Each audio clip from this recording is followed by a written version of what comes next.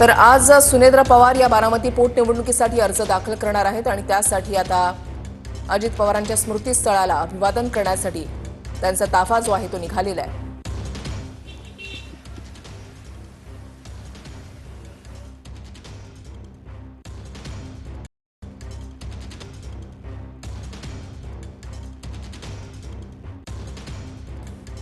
काटेवाडीमधून त्यांचा ताफा जो आहे तो निघालेला आहे आणि कन्हेरीमध्ये हनुमानाचं त्या दर्शन घेतील। विद्या प्रतिष्ठानमधल्या अजित पवारांच्या स्मृतीस्थळाला त्या भेट देतील, त्या ठिकाणी अभिवादन करतील। यानंतर छत्रपती शिवाजी महाराज पुतळ्याला पुष्पहार त्यांच्याकडून अर्पण केला जाईल।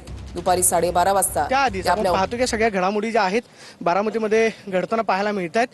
आज सुनेत्रा पवार आपला पोटनिवडणुकीचा उमेदवारी अर्ज दाखल करतायत, मात्र राष्ट्रवादी काँग्रेसकडून ही निवडणूक जी आहे ती बिनविरोध व्हावी यासाठी प्रयत्न करण्यात आले। काँग्रेस असेल त्याचबरोबर उद्धव ठाकरे यांना सुद्धा सुनेत्रा पवार यांच्याकडून फोन करण्यात आला, मात्र काल काँग्रेसनं आपला उमेदवार जो आहे तो जाहीर केलेला आहे आणि सध्या आपण पाहतोय की उमेदवारी अर्ज दाखल करण्यासाठी सुनेत्रा पवार या सध्या निघालेल्या आहेत आणि सुरुवातीला त्या कन्हेरीमध्ये जातील। सुरुवातीला मारुतीरायाचं दर्शन घेतील आणि त्यानंतर अजित पवारांच्या स्मृतीस्थळावरती जाऊन आपण पाहतोय की दर्शन जे आहे ते घेतलं जाईल आणि त्यानंतर मेळाव्यासाठी ते दाखल होतील। पवार यांचा ताफा जो आहे तो आता निघालेला आहे। कन्हेरीमध्ये हनुमानाचं दर्शन त्यांच्याकडून घेतलं जाईल। त्यानंतर विद्या प्रतिष्ठानमधल्या अजित पवारांच्या स्मृतीस्थळाला ते अभिवादन करतील। बारामतीमधल्या छत्रपती शिवाजी महाराज पुतळ्याला पुष्पहार अर्पण करतील।